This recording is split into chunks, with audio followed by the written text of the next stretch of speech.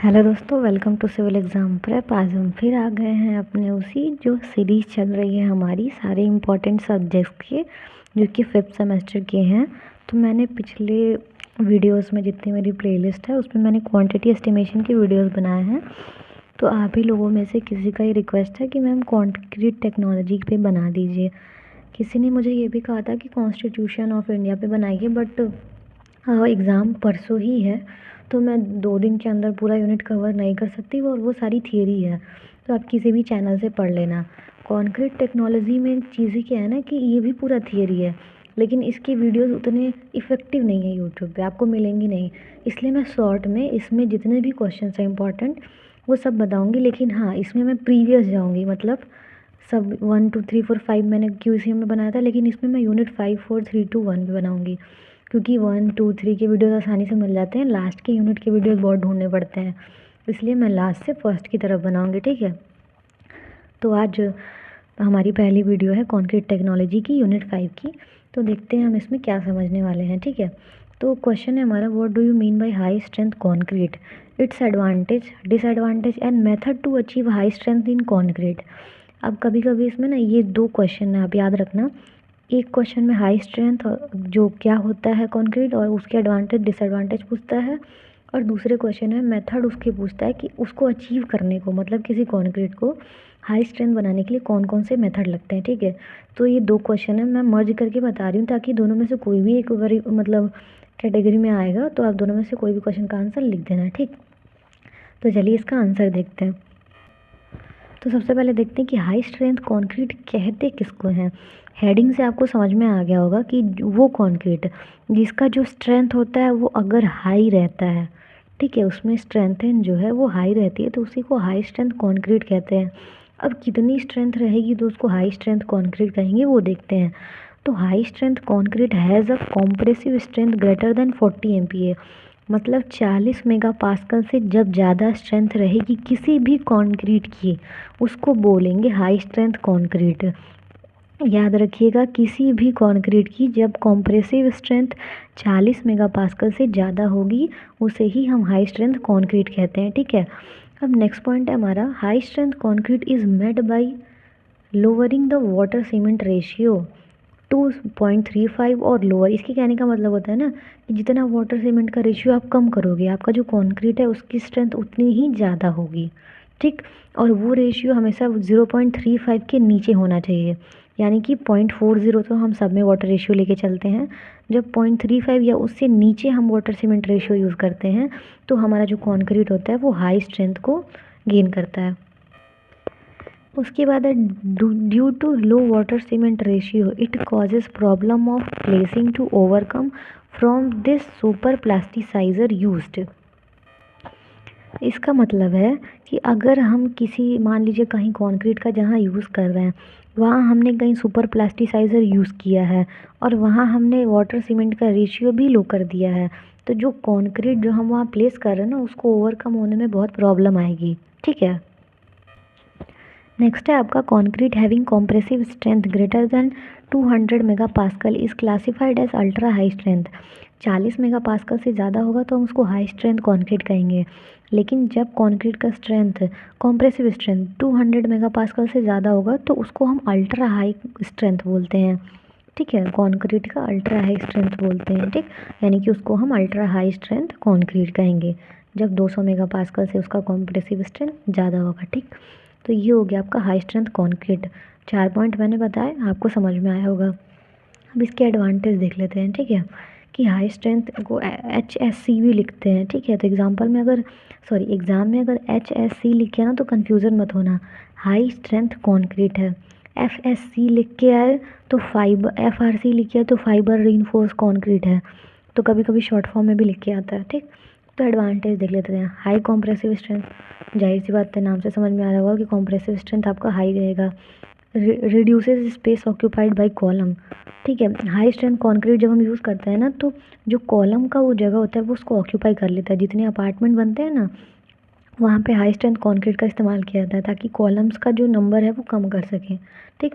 Reduces dead load, dead load को reduce करता है, कम करता है, ठीक।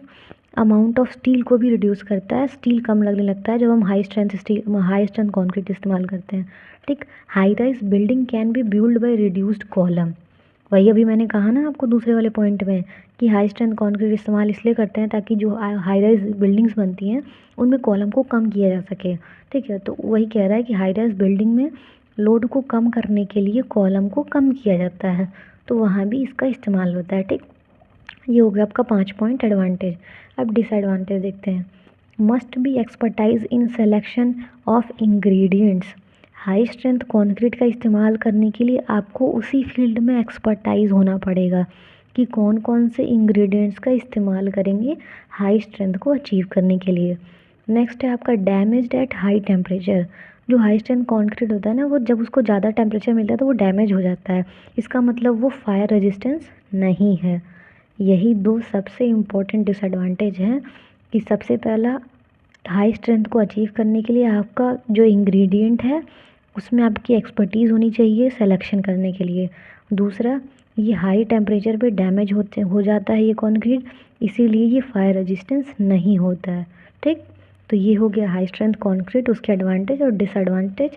अब हम देखते हैं कि कौन कौन से मेथड हैं जिससे हम हाई स्ट्रेंथ को किसी कंक्रीट में अचीव कर सकते हैं। तो आपका वेरियस मेथड देखते हैं कि कौन कौन से हैं। तो following are the special method to achieve high strength in concrete. सबसे पहला है हमारा सीडिंग। तो चलिए देखते हैं कि सीडिंग क्या होता है। ठीक है, तो इस मेथड में जो हमारा फाइनली ग्राउंड जो का स्मॉल परसेंटेज, ठीक है, उसमें अगर फुल्ली हाइड्रेटेड पोर्टलैंड सीमेंट में ऐड कर दिया जाए तो वो हाई स्ट्रेंथ को अचीव कर लेगा। ठीक, मतलब ये कह रहा है कि अगर किसी फ्रेश कंक्रीट मिक्स में, ठीक, अगर आप किसी भी फुल्ली हाइड्रेटेड पोर्टलैंड सीमेंट को या फाइनली ग्राउंड जो होते हैं ना स्मॉल परसेंटेज में, अगर उसको ऐड कर दोगे तो जो हमारा सीमेंट है वो हाई स्ट्रेंथ को अचीव कर लेगा। मतलब किसी भी फ्रेश कंक्रीट मिक्स में अगर आप किसी finally ground fully hydrated Portland cement, यानी कि पोर्टलैंड सीमेंट याद रखना, नॉर्मल सीमेंट नहीं, पोर्टलैंड सीमेंट जो कि हाइड्रेटेड हो, उसका कुछ परसेंटेज अगर उसमें ऐड कर दोगे तो वो जो है सीमेंट जो है वो हाई स्ट्रेंथ को अचीव कर लेगा। ठीक, नेक्स्ट है आपका रिवाइब्रेशन। ठीक, तो देखते हैं रिवाइब्रेशन में क्या होता है। सो रिवाइब्रेशन में controlled revibration removes all the defect. अगर रिवाइब्रेशन कंट्रोल में है अपने, मतलब आपको जितना रिक्वायरमेंट उस कंक्रीट को चाहिए उतना ही अगर उसको रिवाइब्रेशन कर रहे हो तो वो क्या क्या रिमूव करता है देखते हैं। Bleeding, water accumulates, plastic shrinkage and increase the strength of concrete. ये जितने भी है ना ये डिफेक्ट होते हैं। ब्लीडिंग मतलब बहना, वाटर एक्यूमुलेट्स मतलब जो वाटर के छोटे छोटे वो बबल्स बनते हैं ना वो, प्लास्टिक श्रिंकेज, ठीक है, ये सब चीज़ें जो डिफेक्ट्स होते हैं ना उनको रिमूव करता है और कंक्रीट का स्ट्रेंथ इंक्रीज करता है। ठीक, अब नेक्स्ट देखते हैं यूज़ ऑफ एडमिक्सचर्स। ये तो आपने बहुत नाम सुना होगा, एडमिक्सचर्स यूज़ करके भी स्ट्रेंथ बढ़ाते हैं कंक्रीट का। ये बहुत इजी तरीका होता है स्ट्रेंथ बढ़ाने का।